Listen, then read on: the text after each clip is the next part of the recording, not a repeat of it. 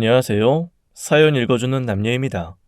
오늘도 와주셔서 감사드리며 오늘의 여성 사연자분 사연은 제가 소개해드리도록 하겠습니다.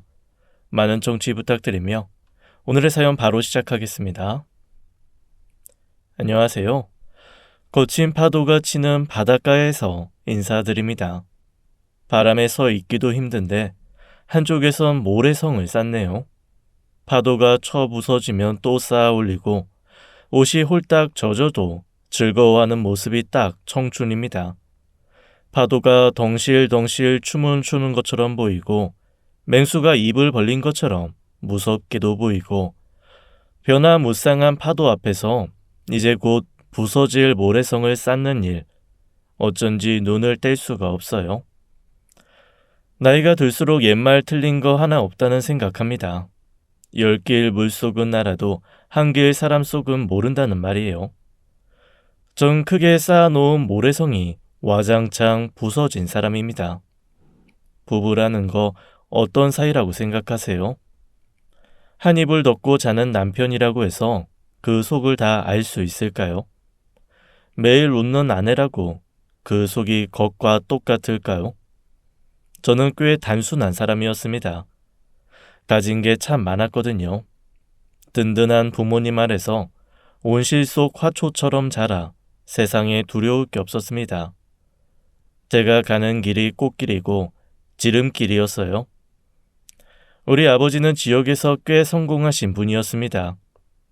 식당을 크게 운영하셨는데 맛집으로 전국에 이름이 나서 일부러들 찾아오는 곳이었죠. 오빠들도 틈틈이 식당 일을 도왔고 가족들이 다 나서서 식당을 키웠습니다. 물론 저는 예외였어요. 엄마가 행주 한번 못 만지게 하셨죠. 전 이남 일녀 중 막내딸로 몸도 약하게 태어났습니다. 어려서 응급실도 많이 가고 한약도 늘 먹었던 것 같아요. 커서 건강해진 이후에도 엄만 늘 노심초사하셨죠. 수경이 넌 집에 들어가라. 일할 사람이 없는 것도 아니고 뭐하러 나와? 집에 혼자 있으면 심심해. 오빠들은 일하고 돈까지 버는데 난 왜 안 되는데? 그걸 말이라고 해? 어여 들어가. 제가 식당에 앉아 심통 부리고 있으면 오빠들도 한마디씩 하곤 했어요. 부잣집 막내딸인 저 귀하게 크는 거 모르는 사람이 없었습니다. 야, 수경이 너 들어가. 어딜 나가서 돌아다녀. 너 열이라도 나봐라. 엄마 또 쓰러지신다. 걸리적거려. 얼른 집에 들어가. 식당은 규모가 커서 직원도 많았습니다. 오래 일한 이모님도 계셨고 뜨내기들도 있었는데 나쁘게 나간 사람은 별로 없었어요. 부모님이 사람 보는 눈이 있었고 대우도 좋았거든요. 전 아빠 덕분에 결혼도 했죠. 사람 인연 참 신기하더라고요. 남편은 깡시골 출신으로 식자재 관리하는 직원이었습니다. 어쩜 그렇게 껑충하게 말랐는지 먹을 데가 따로 없었죠. 근데 눈이 너무 크고 예뻤어요. 눈빛도 얼마나 초롱초롱한지 자려고 누우면 그 얼굴이 또렷하게 떠오르곤 했죠. 아버지가 몇 번 그 사람 얘기를 하시더라고요. 가장 늦게 퇴근하고 또 제일 빨리 출근한다면서 잠도 몇 시간 안 자고 엄청 부지런하다고 칭찬을 하셨습니다. 아주 쓸만한 제목이야. 부지런하고 똑똑하고 하나를 알려주면 열을 안다니까. 일머리도 있고. 근데 무슨 밥을 그렇게 많이 먹나 몰라. 고봉밥을 쌓아놓고 먹어. 아빠, 그 밥 아까워서 그래? 아깝긴. 하도 걸신 들린 것처럼 밥을 먹어서 보고 있으면 짠해서 그런다. 먹어도 살이 안 쪄. 얼마나 부지런한지. 소처럼 일만 한다니까. 하여간 오빠들도 혀를 내두를 정도였죠. 지독하게 일해서 돈만 번다고요. 작은 오빠는 저한테 저런 남자 만나면 안 된다고 같이 고생만 직사게 할 거라고 농담까지 했습니다. 전 속으로 그 남자를 고봉밥이라고 불렀어요. 어느 해 단풍철에 식당이 정신없이 바쁠 때였습니다. 며칠 몸이 이상하다 싶더니 혼자 있다가 쓰러진 적이 있었죠. 그때 절 처음 발견한 사람이 고봉밥을 먹는 그 사람이었어요. 트럭을 몰고 우리 집을 지나다가 마당에 쓰러진 절 발견한 거였죠. 응급실에서 눈 떴을 때 그 사람이 처음 보였어요. 괜찮아요? 저 누군지 알겠어요? 다행이다. 사장님이랑 사모님 곧 오실 거예요. 여기 어디예요? 응급실이에요. 마당에 혼자 쓰러져 있었어요. 기억나요? 그 사람 얼마나 놀랬는지 눈물까지 글썽이더라고요. 나 괜찮아요. 근데 우는 거예요? 아니요. 울긴요. 하지만 그 사람 진짜 울고 있었죠. 생판 남이 그러는 게 너무 신기하더라고요. 사실 그쪽 죽은 줄 알았어요. 얼굴은 파랗고 몸은 축 처지고 얼마나 놀랬는지. 그때였죠. 간호사가 와서 그 남자한테 물었습니다. 보호자 맞냐고요? 남편이냐 가족이냐 그렇게 묻는데 고봉밥과 저 눈이 딱 마주쳤죠. 그때부터였을 거예요. 괜히 그 사람 눈을 피하게 되더라고요. 저 태어나자마자 우리 연애를 시작했습니다. 연애 경험 없는 쑥맥끼리 만났는데 서로한테 홀딱 빠졌죠. 부모님, 오빠들 눈 피해서 만나느라 007 작전이 따로 없었어요. 전 일찍 자고 일찍 일어나는 편이었는데 연애하느라 밤낮이 바뀔 정도였습니다. 고봉밥, 아니 남자친구 만나려면 오밤중에 깨어 있어야 했거든요. 낮엔 종일 일하고 밤에야 시간이 나니까요. 신기한 건 연애한다고 밤낮이 바뀌어도 병이 나긴커녕 오히려 기분이 펄펄 나더라고요. 입맛도 돌고 뽀얗게 살도 찌고요. 반면 남편은 사이가 깊어질수록 걱정이 많은 눈치였습니다. 전 철없이 결혼하자고 졸라댔어요. 하지만 남편은 저보다 어른이었죠. 들키면 어떻게 하냐고 걱정을 하더라고요. 사장 딸인 제가 결혼하자고 졸라대는 게 마냥 좋지만은 않은 것 같았습니다. 가진 게 있어야 널 달라고 하지 않겠냐며 결혼은 몇 년 있다가 하자고 절 설득하는 거였죠. 알고 보니 이 사람 가진 건 쥐뿔도 없는 사람이었어요. 깡시골에 계신 홀어머니는 지병이 있으셨고 여동생 하나 있는데 오빠 돈으로 재수를 하고 있었죠. 이 사람이 병원비, 생활비, 동생 교육비까지 다 감당하고 있었고요. 우리 연애만 하자. 나도 양심이 있지. 부잣집 막내딸을 어떻게 홀랑 데려와. 뭐가 있어야 널 먹여 살리지. 내가 먹여 살릴 수도 있는 거 아니야? 오빠 고봉밥 정도는 내가 평생 먹여줄게. 우리 식당에 쌀 많잖아.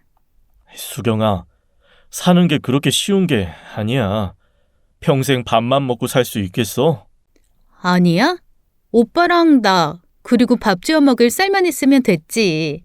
왜 그렇게 표정이 어두운데? 웃어봐. 전 든든한 부모님만 믿고 있었어요. 철이 없어도 할 수 없었습니다. 그렇게 컸으니까요. 그 와중에 엄마가 선자리를 잡아오기 시작했어요. 학벌, 집업, 집안, 빵빵한 남자들이 줄을 섰다는 거였죠. 그중엔 의사도 있었습니다. 엄마는 몸 약한 딸이 의사나 한의사와 결혼하길 바랬어요. 어쩔 수 없이 선자리에 나가면 입에 풀을 붙인 것처럼 전 말도 한마디 안 했어요. 엄마만 속이 터져서 제 등짝을 엄청 때리셨죠. 마치 누가 이기나 해보자는 것처럼 엄마는 신랑감 후보들을 줄줄이 깨고 계셨어요. 남자친구는 제 얘기를 듣더니 엄청 괴로워했습니다. 결국 놔줄 테니까 좋은데 시집 가라는 소리까지 듣게 됐죠. 그날 울어서 시뻘개진 눈으로 부모님께 모든 걸 털어놨어요. 놀라지 말고 들으세요.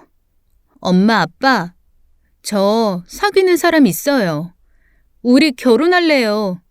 나 고봉밥이랑 결혼할 거야. 우리 1년이나 사귀었다고요. 나한테 선보라는 소리 하지 마, 엄마. 뭐라고? 아, 채군. 우리 딸이 지금까지 비밀 연애를 했다. 그 말이야? 아이, 기가 차네. 아빠는 일단 웃고 시작하셨는데 엄마가 펄쩍 뛰셨죠. 최군 말이냐? 너 응급실 데려갔던 최군 말이지? 아서라. 여보, 안 돼요. 최군이 가진 게 뭐가 있어? 수경이 너 당장 헤어져. 엄마한테 말도 안 하고 이럴 수가 있어? 아, 왜 그래? 우리 수경이가 사람 보는 눈은 있구만. 난 찬성이다. 여보, 우리 결혼할 때 생각해봐. 나도 맨손으로 시작해서 여기까지 왔잖아. 내 보기에 채군도 자질이 충분해. 엄마는 좋은 선짤이 아깝다고 안 된다고 하셨지만 결국 포기하게 되셨죠. 아빠가 쌍수를 들고 반기는 데다 저도 고집을 꺾지 않았으니까요.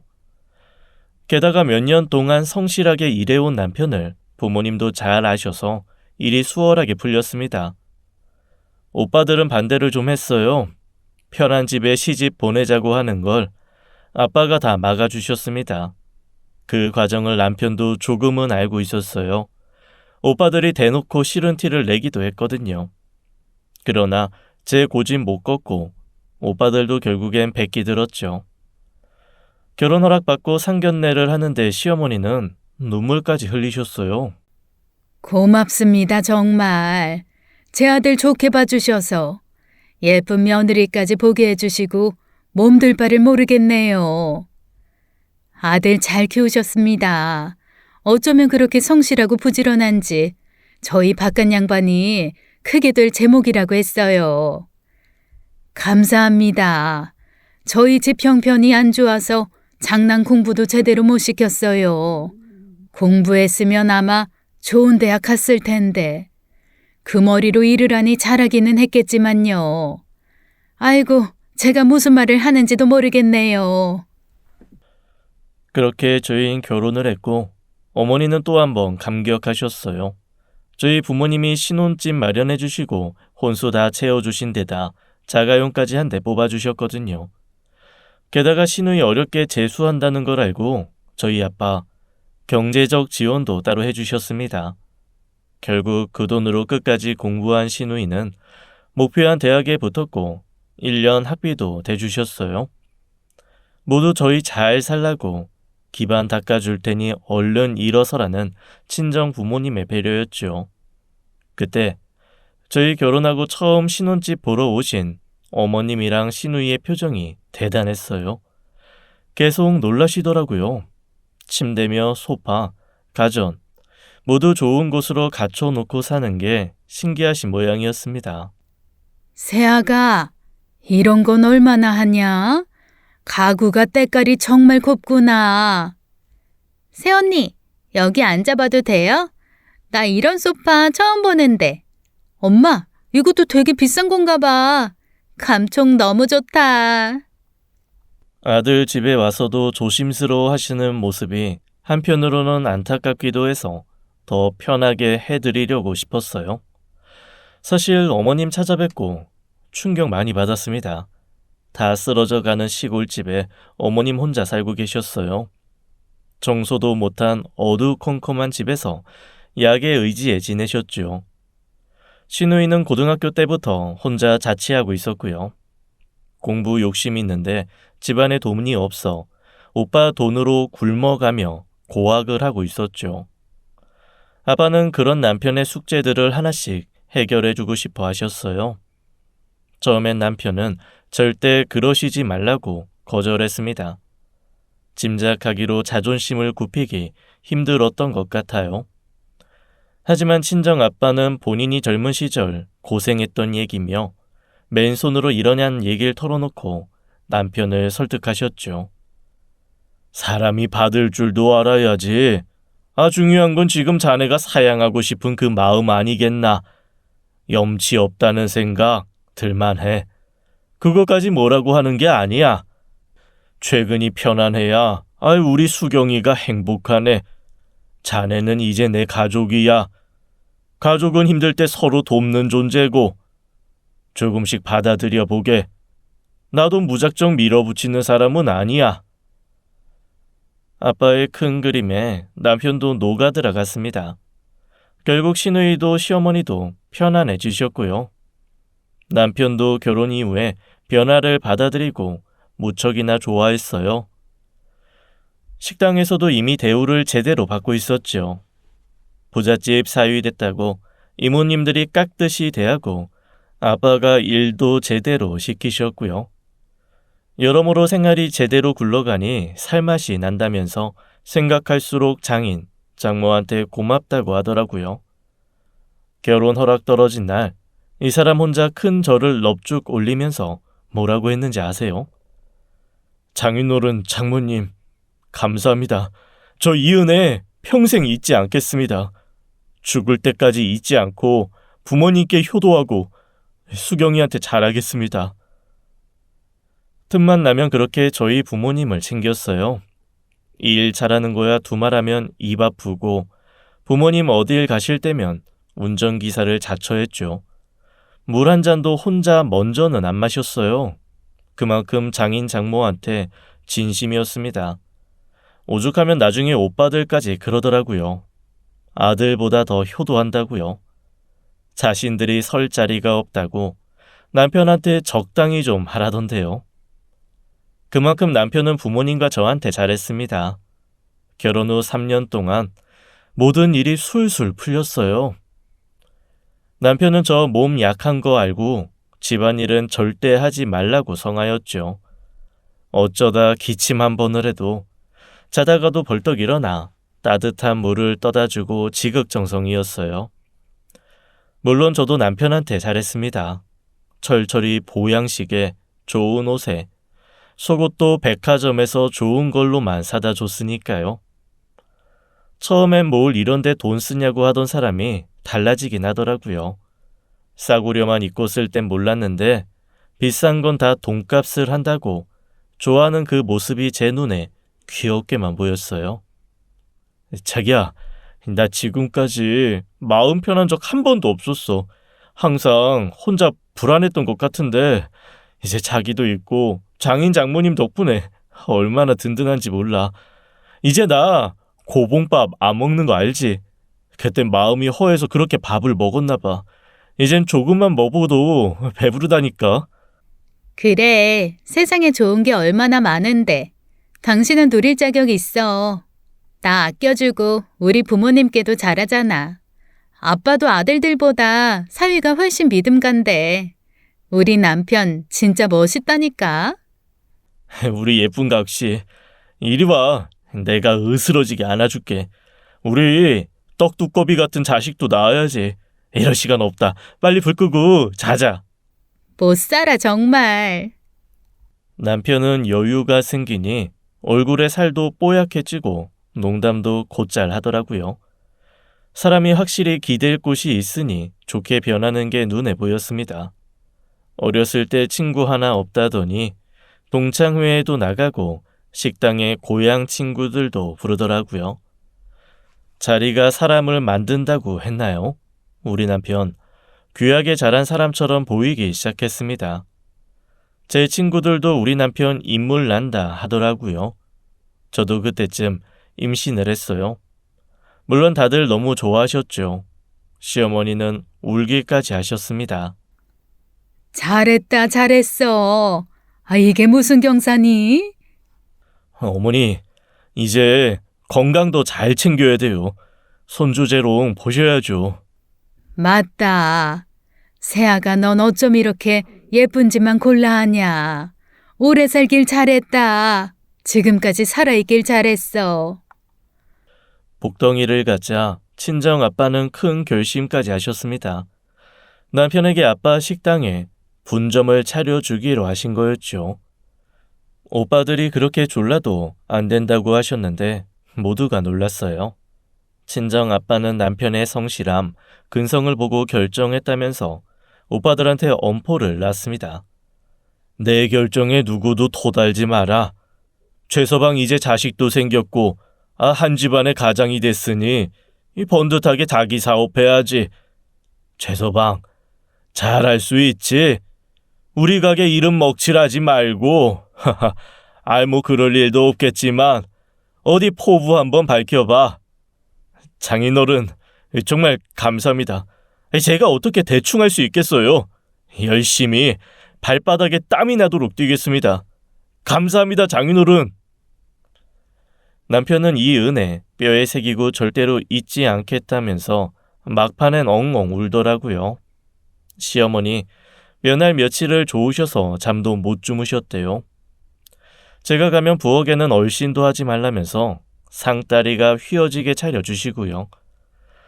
남편은 식당 개업하면서 정신없이 바빠졌죠. 그동안 남의 밑에서만 일했지만 막상 자기가 주인이 되니 실력 발휘를 하더라고요. 우리 식당 분점이라고 찾아오는 손님에 남편의 열정까지 더해져서 매출이 항상 좋았어요. 한 번씩 가족들 모여 여행을 가거나 외식을 하면 그렇게 좋을 수가 없었습니다. 세상 복은 다 제 것 같았죠.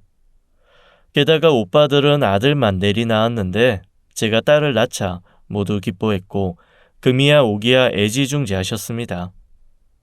엄마는 한 번씩 저한테 물으셨죠. 둘째 생각 없냐고요. 사실 저는 낳고 싶었는데 남편은 그게 생각이 없는 것 같았습니다. 일이 바빠 그런 것 같았고요. 식당은 날이 갈수록 잘 되고 있었거든요.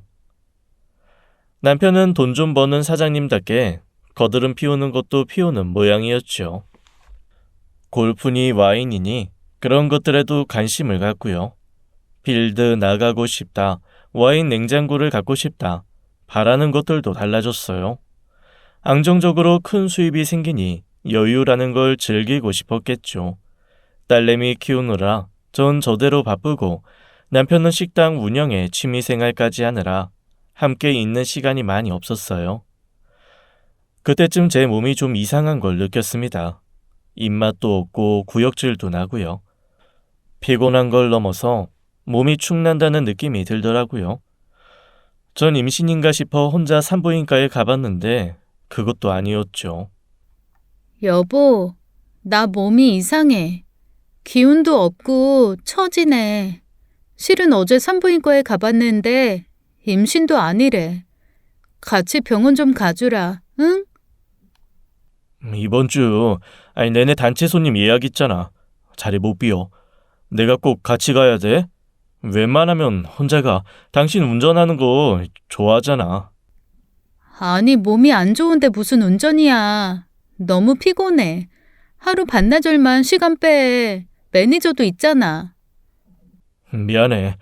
병원엔 혼자 좀 가. 알잖아. 바빠서 그러는 거. 사장이 있어야 직원들도 긴장하고 잘하지. 당신이 이해 좀 해줘. 어쩔 수 없이 병원엔 혼자 갔습니다. 근데 거기서 소견서 써주면서 큰 대학 병원으로 가라는 거였어요. 전 너무 무서워서 당장 남편한테 전화를 했지만 핀잔만 들었습니다. 아프다는 소리 그만 좀 하라고요. 그날 저녁 남편은 피곤한지 집에 오자마자 쓰러져 자기 바빴습니다. 제가 분명히 집에 오면 얘기 좀 하자고 했는데도 병원 잘 갔다 왔냐 묻지도 않았어요. 전 혼자 마음을 달랬죠. 그래, 별거 아닐 거야. 늘 아프다는 안에 피곤하기도 하겠지. 식당도 바쁠 테니까 이해하자. 그렇게 큰 병원에 혼자 갔어요. 딸은 친정 엄마한테 하루 맡기고요. 그런데 그 하루의 여정이 말도 못하게 힘들었습니다. 몸이 아무래도 예전 같지 않았어요. 그리고 듣게 된 병명에 날벼락을 맞은 것 같았죠. 급성 심부전이라고 하더라고요. 믿을 수가 없었습니다. 당장 치료가 필요하고 잘못해서 악화되면 돌이킬 수 없는 병이었어요.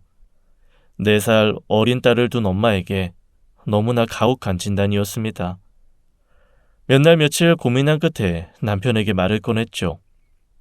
부모님한테는 도저히 말을 꺼낼 수 없었고요. 그러나 돌아오는 대답은 차갑기만 했습니다. 여보, 나 많이 아프대. 지금 와줄 수 있어? 우리 어디 가서 얘기 좀 하자. 아이, 지금 바빠. 넌 아프다는 말 좀 그만해라. 나중에 얘기해, 끊어. 바빠 죽겠는데 시도 때도 없이 전화해서 난리야. 아, 오늘 늦어. 기다리지 말고 자. 급기야 화를 내는 남편의 목소리에 심장이 내려앉는 것 같았습니다. 너무 서러워 펑펑 울면서 집에 왔지만 남편 앞에서 또 울고 싶지 않았어요. 그 와중에 내가 너무 징징댔나 싶더라고요. 차분히 마음을 가라앉히고 남편을 기다렸죠. 그 사람은 늦은 시간 지친 모습으로 들어왔습니다. 제가 깨어 있는 걸 보고도 별말이 없더라고요. 신경질적으로 옷을 벗는 그 사람이 너무 낯설었어요. 씻고 나온 남편한테 조심스럽게 말을 꺼냈습니다. 자꾸 아프다고 해서 나도 괴롭지만 꼭 말할 게 있다고요. 급성 신부전이라고 당장 치료가 필요한 중병이라고 했죠. 돌아온 남편의 반응은 정말 충격적이었습니다. 아, 피곤하다 진짜. 너 아프다는 소리 듣는 것도 이제 지친다. 뭐라고? 말이 너무 심한 거 아니야? 속상해 죽겠는데 당신 그런 말밖에 못해? 어떻게 이럴 수가 있어? 아파서 미안하다 그래. 괴로운 가운데 화가 치밀더라고요. 제가 막 우니까 남편이 절 달랬습니다. 아이씨, 화난 거야? 사과할게. 나도 모르게 그만. 당신 알잖아. 나 요새 3시간밖에 못 잔 거. 내가 지금 제정신이 아니야. 일단 자고 얘기하자. 큰일이네. 방법이 있을 거야. 그만 울고 자. 병든 사람 심정, 본인만 아는 거지 싶다가도 서럽기가 말도 못했어요. 그 뒤로 남편은 이상했어요. 알아서 잘 치료하라고 카드만 줄 뿐이었죠. 지금 돈이 문제가 아닌데 남편은 일에만 매달려 있었습니다. 부모님께 말도 못 꺼내고 혼자 병원 다니다가 결국 상태가 더 악화돼 버렸어요. 만성 신부전에 이르게 돼서 상태가 급속도로 나빠지더군요. 결국 신장 이식만이 살 길이라는 의사의 얘기까지 듣고 전 완전히 무너지고 말았습니다. 부모님과 오빠들, 제가 큰 병이 든 걸 알고 참 많이 울고 슬퍼했죠. 당장 뭐부터 하면 되냐고 오빠들은 난리였습니다. 신장 이식밖에 답이 없어 다들 적합 검사에 나섰지만 야속하게도 친정 식구 모두 부적합 결과가 나왔어요. 검사가 남은 사람은 남편밖에 없었죠. 제 목숨이 달린 일이기에 친정 부모님은 사위에게 큰 기대를 거셨습니다. 최소방, 내가 이렇게 부탁하네. 어려운 일인 거 알아. 하자면 어쩌겠나. 지민이 저 어린 것, 엄마 아빠 밑에서 커야지. 우리 수경이 희망은 자네뿐이야. 뭐, 그렇죠. 우린 자네만 믿어, 응? 최서방, 수경이 살아야지. 모든 건 이제 자네한테 달렸네. 새 식구 오순도순 살아야지. 아이고, 기막혀. 이게 무슨 일인지 모르겠다. 최서방도 걱정이 많지? 그래서 얼굴이 거칠한가? 네, 맞는데요. 일단 알겠습니다. 저도 심정이 좀 복잡해서요. 오늘은 돌아가 주세요. 좀 쉬고 싶네요. 이 사람 대답부터 미적지근하게 하더니 검사를 차일피일 미루는 거였어요. 그리고 저한테 너무 차가웠습니다. 말도 붙이기 힘들 정도로 냉정하게 굴었어요. 친정 식구들도 이 사람 눈치를 볼 수밖에 없었습니다. 오빠들은 번갈아가며 저한테 전화, 문자를 했어요. 남편 언제 검사 가냐고요. 하지만 남편은 입을 꾹 닫고 저와 눈조차 마주치지 않으려고 했죠. 시간은 하루하루 흘러가고 전 초조해졌어요. 그러던 중 친정 아빠한테 당황스러운 얘기를 들었습니다. 남편이 대놓고 돈을 요구했다고 하더라고요. 자그마치 억대의 돈을 달라고 했대요. 이식하게 되면 식당 일 못하게 될 수도 있고 건강도 장담하지 못하는 거 아니냐면서 그렇게나 큰 돈을 요구하더라는 거였죠. 아빠는 한숨을 쉬면서도 한참 사업하는 남자니까 그럴 수 있다면서 이해하라고 담담하게 말씀하셨습니다. 적합 판정 나와서 이식 수술하게 되면 목돈 그 정도는 줄 수 있다며 절 안심시키셨어요. 저도 모르게 죄송하다는 말이 나오더라고요. 가슴이 찢어지는 것 같았습니다. 이번 일로 분명하게 알게 됐어요. 아, 이 사람. 나한테 신장 이식해주는 게 싫구나. 그래서 저렇게 불편하고 냉정하게 구는구나. 확실해졌죠. 돈도 핑계인 것 같았어요. 반대로 생각해봤습니다. 나라면 어땠을까? 입장이 바뀌었다면 신장 이식 기꺼이 해줄 거라는 생각이 들더군요. 우리 딸 하나밖에 없는 아빠고 제 남편이니까요. 이쯤 되니 남편이 소름 끼치고 무섭기도 하더라고요. 하지만 제가 살기 위해서는 남편밖에 없었습니다. 전 마지막으로 매달렸어요. 당신 마음 어떤지 알겠어. 근데 한 번만 더 생각해줘. 우리 딸 지민이 몇 살이야. 고작 4살밖에 안 됐는데 엄마 없이 클 순 없잖아. 나 한 번만 기회 주라. 지금 믿을 사람 당신밖에 없는데 왜 그렇게 매정한 건데. 제발 한 번만.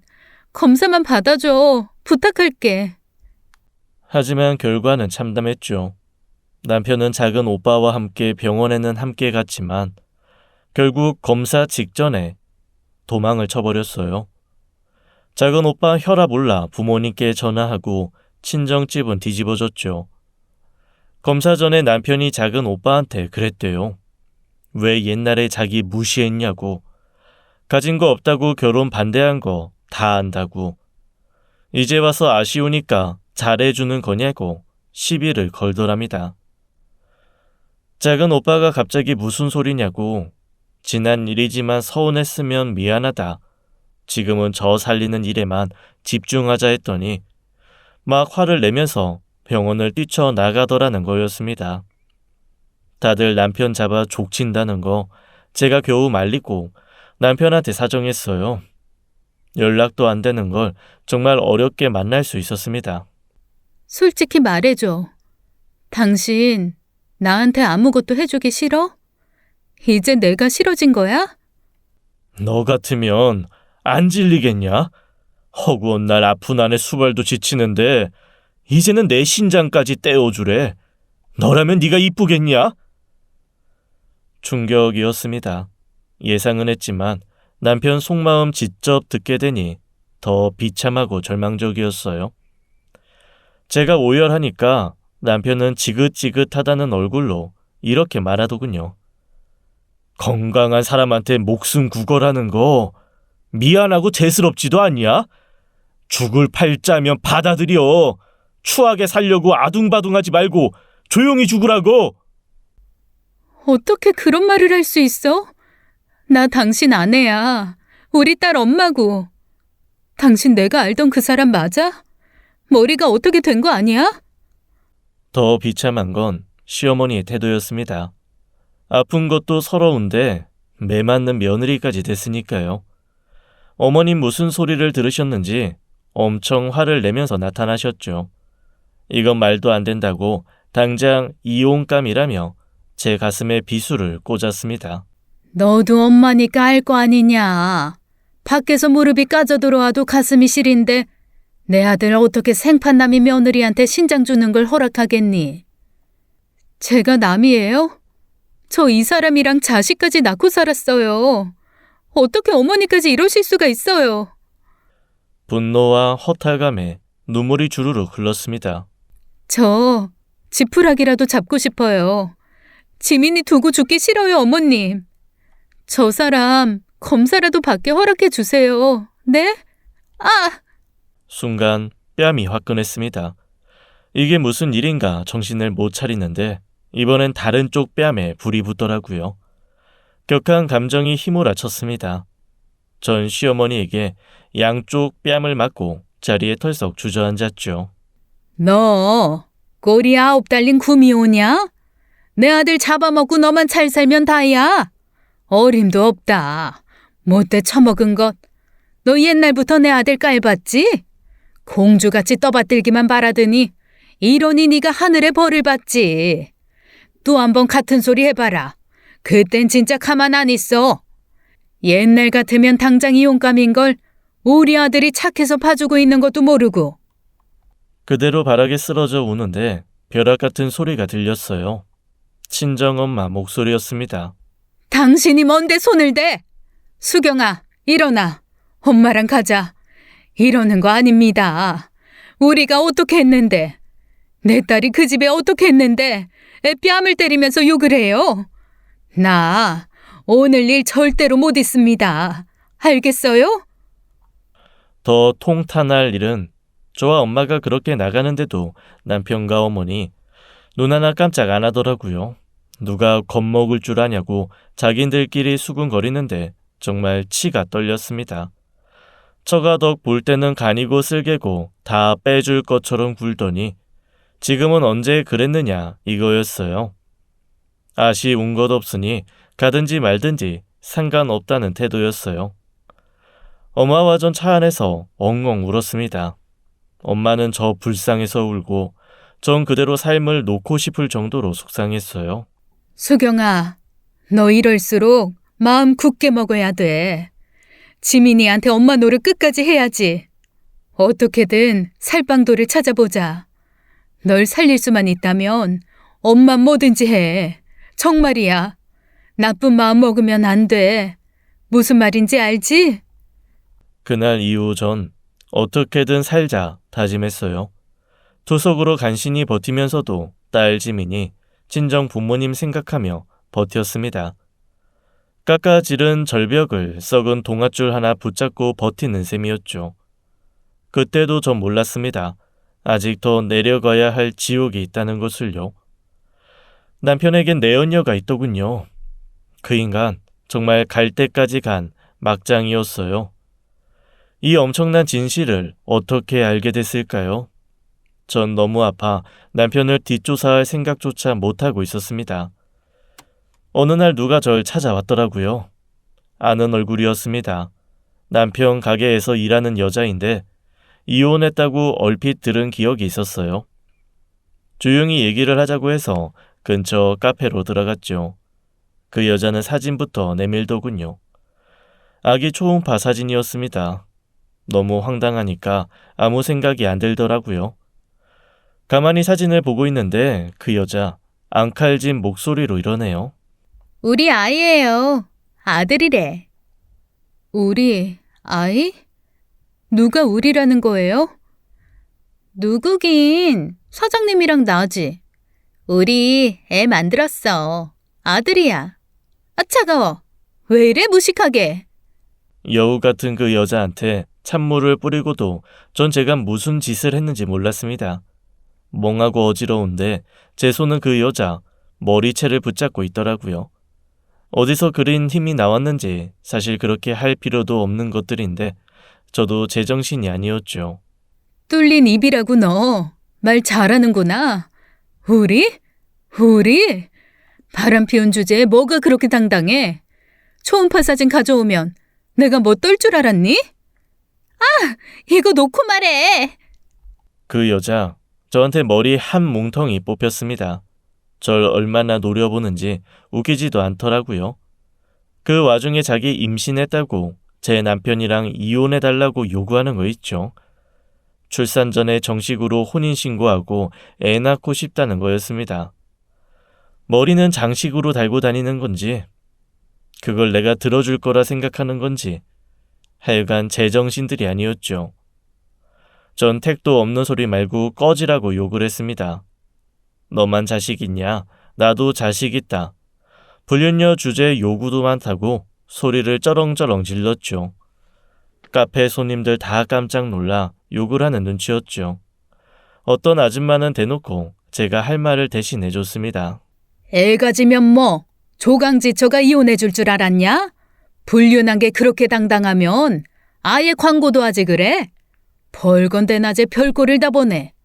저기요 아줌마, 절대 이혼해주지 말아요.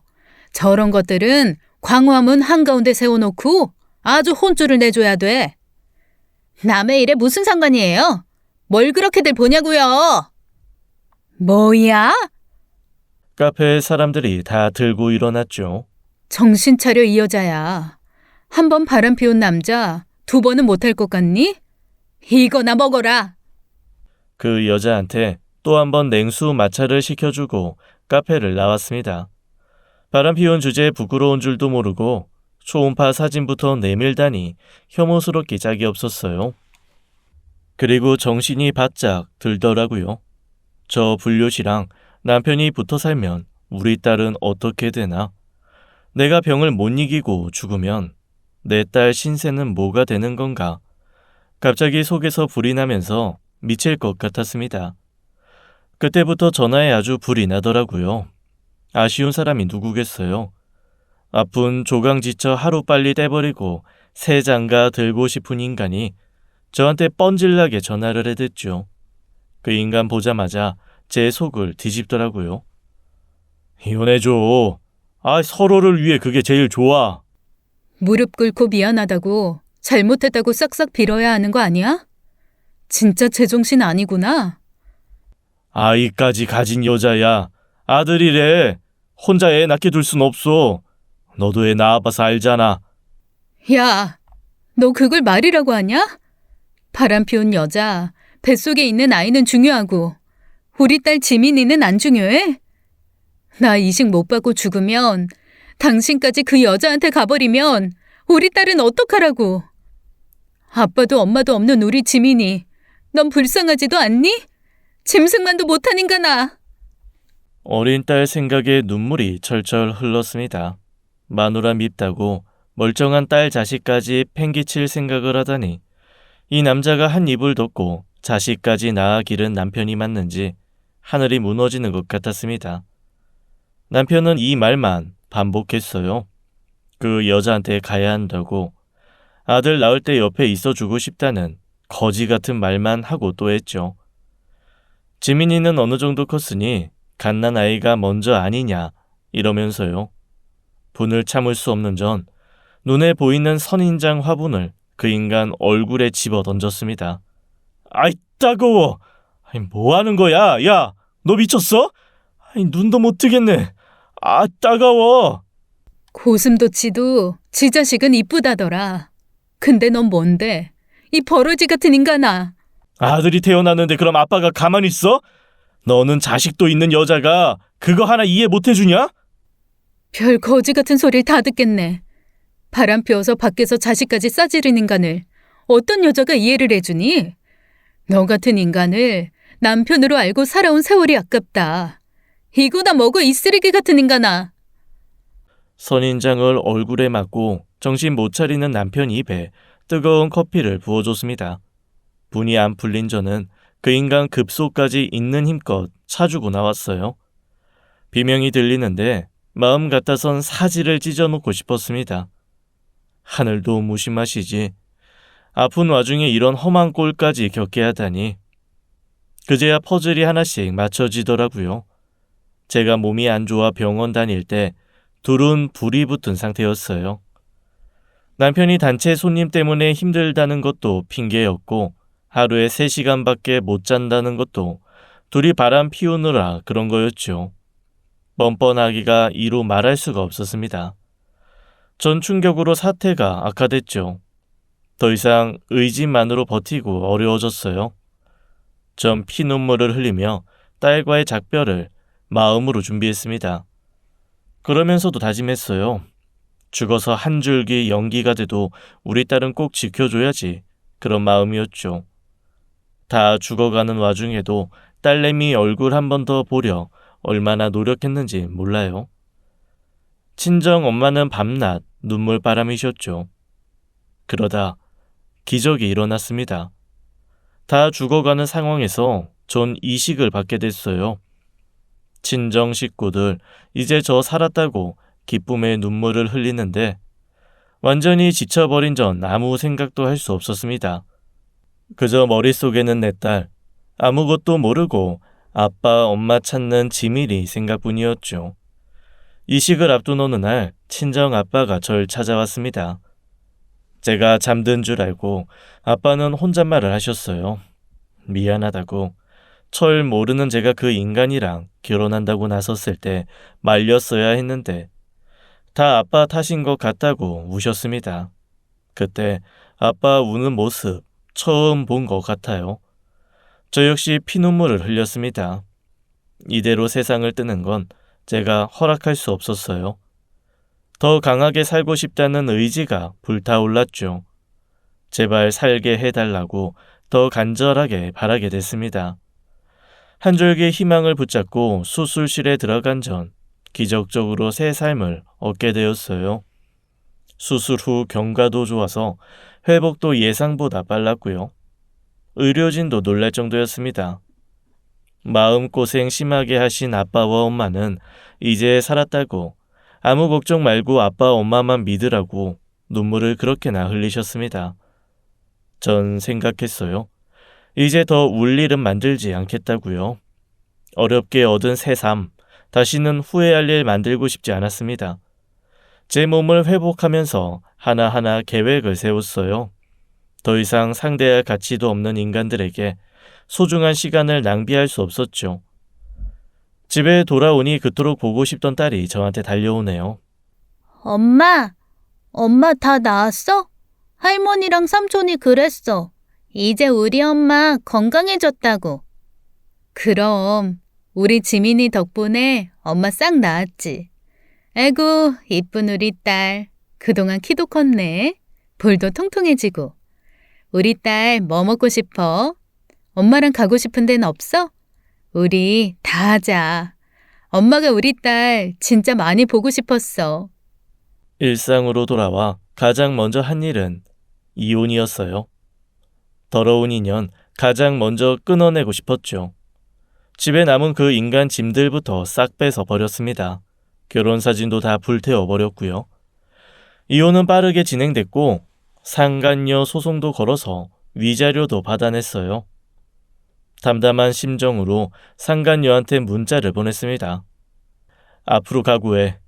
절대로 편하게 살 수 없을걸. 돈이나 준비해놔. 내 정신적, 육체적 피해 보상 받아낼 거니까. 전 받을 수 있는 최대치인 돈 3천만 원을 받았지만 그 정도로 속이 시원하진 않았습니다. 저와 딸이 겪은 고통, 친정 식구들이 받은 상처와 배신감에 비하면 법이 너무 약했죠. 쓰레기 같은 전 남편은 가게를 계속 운영하고 있었어요. 손님들한테 90도로 고개 숙이면서 착한 척 하면서 장사하고 있더라고요. 아주 꼴보기가 싫었습니다. 친정 식구들과 저 덕분에 인생편 주제에 혼자 잘난 줄 알고 뻔뻔스럽게 살고 있었어요. 게다가 무슨 봉사, 기부를 한다고 하더라고요. 그건 명백히 기만 행위였습니다. 아무것도 모르는 사람들은 전 남편과 불륜녀를 정상적인 부부인 줄 알고 칭찬할 거 아니겠어요? 그 인간 은혜도 모르고 지 잘난 맛에 사는 거 친정 가족들이 더 못 보겠다 했습니다. 특히 오빠들이 난리였어요. 가만히 있으면 안 돼. 지가 처음부터 잘 살았어? 은혜를 원수로 갚아도 분수가 있지. 아버지, 가만히 계실 거예요? 그 자식 생각하면 잠도 안 온다고요. 그동안 수경이 아파서 참았는데 더는 못 참아요. 들고 일어나야죠. 그래야지. 이 의리도 뭣도 없는 자식을 뭐하러 봐주고 있어? 더럽게 바람 피워 이혼을 해? 분수도 모르는 종자 같은 이라고.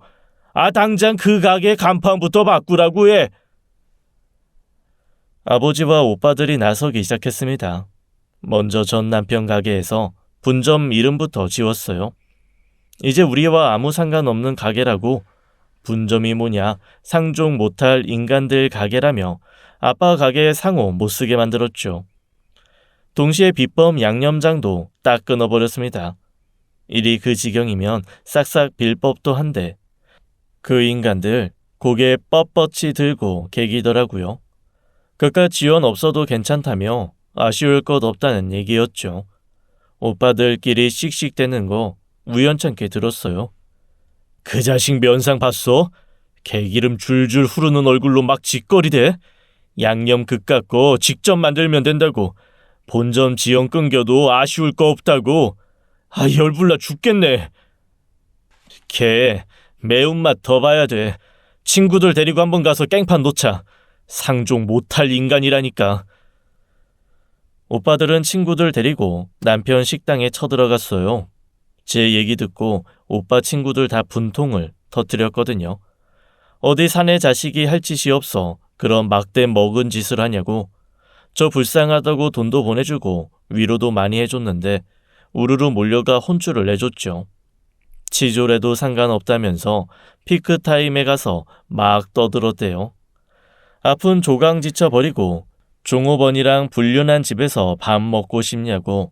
이 집 음식 더럽고 맛없는데 돈 내기 아깝지도 않냐고 소란을 피웠더니 손님들 막 욕하면서 나가더랍니다. 뭐들 하는 겁니까? 손님 마저 드시고 가세요. 저 사람들 헛소문 퍼뜨리는 거예요. 아니 왜 드시다 말고 가세요? 저 손님! 그 여시 같은 불륜녀도 팔짝 뛰더래요.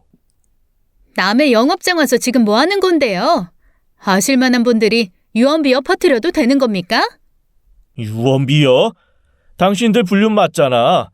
내 동생 남편이랑 눈 맞아서 애부터 만들었잖아.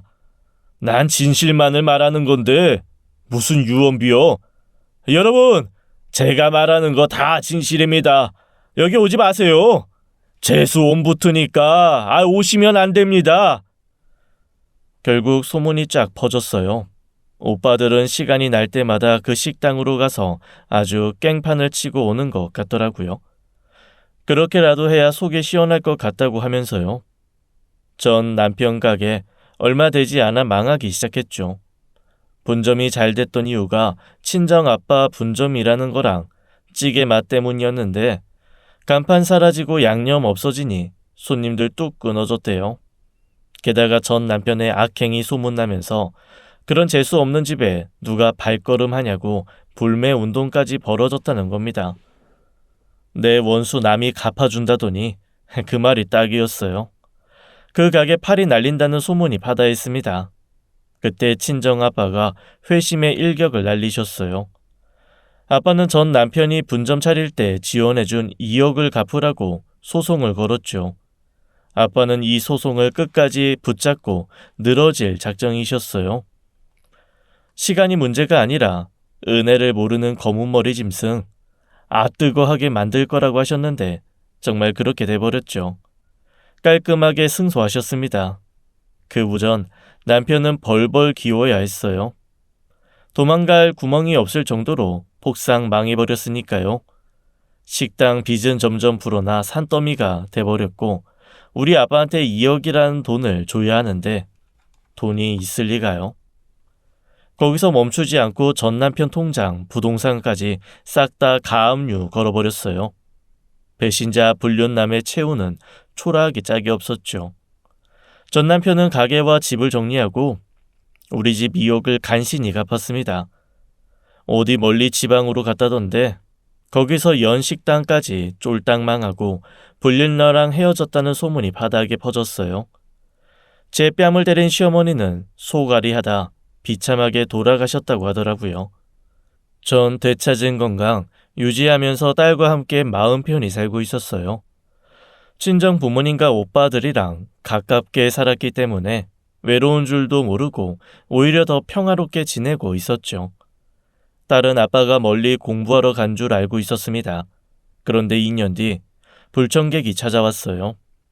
배신자 주제에 뻔뻔하게 딸을 보고 싶다고 왔더라고요. 저랑 살 땐 풍채도 좋더니 아주 상거지가 돼서 왔는데 어디에 내놓기도 부끄러운 모습이었죠. 전 딸을 보여줄 마음이 눈꼽만큼도 없었습니다. 무슨 볼일이 있다고 찾아와? 지민이 많이 컸지? 한번 볼 수 있을까? 많이 보고 싶어서 그래. 나보고 그 말을 믿으라고? 여기가 어디라고 찾아와서 누굴 보여달래? 지민이 집에 오려면 멀었어. 나가. 당신이 내 집에 서 있는 거 보기만 해도 기분 나쁘니까 나가라고. 미안해. 잘못했어. 내가 이렇게 무릎 꿇고 빌게. 쫓아내지만 말아줘. 전 남편은 매달리더라고요. 꼭 하고 싶은 말이 있다면서요. 결국 듣게 된 건 돈 얘기였습니다. 무일푼 알거지가 됐는데 암에 걸렸다는 고백과 함께요. 기가 막히더라고요. 저기 지민 엄마, 아니 나 치료비 좀 도와주면 안 될까? 당장 돈이 있어야 치료도 받고 할 텐데 내가 지금 많이 어려워. 이대로 죽기에 나 젊잖아. 지민 엄마, 한 번만 도와주라. 염치 없는 거 알아. 근데 나도 정말 어쩔 수가 없어서 찾아왔어. 미안해. 한 번만 도와줘. 그 은혜 어떻게든 갚을게. 지민 엄마, 내 병이 나아야 용서도 빌고 하지. 제발 부탁해. 비굴하게 무릎까지 꿇고 비는데 만감이 교차하더라고요. 불과 몇 년 전에 제 모습이 바로 그랬으니까요. 어이가 없는 와중에 화가 치밀더군요. 이렇게 초라하게 나타나 빌게 될 줄은 자기도 몰랐겠죠. 전 차갑게 말했어요. 기억나? 나 죽을 뻔했을 때 당신 뭐랬어? 죽을 팔자면 아등바등 하지 말고 조용히 죽으라고 했지?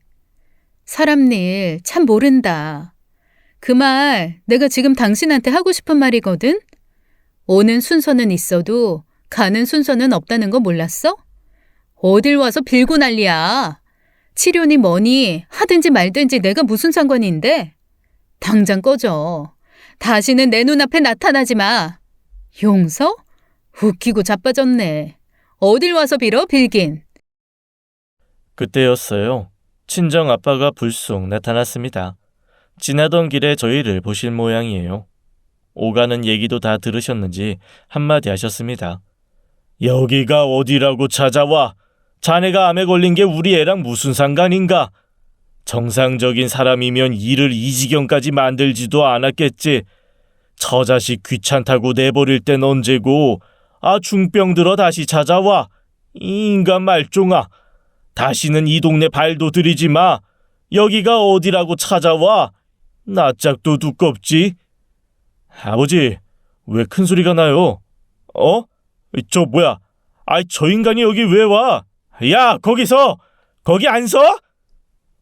뒤이어 오빠들이 달려오는 소리를 듣자 전 남편 꽁지 빠지게 도망가더라고요.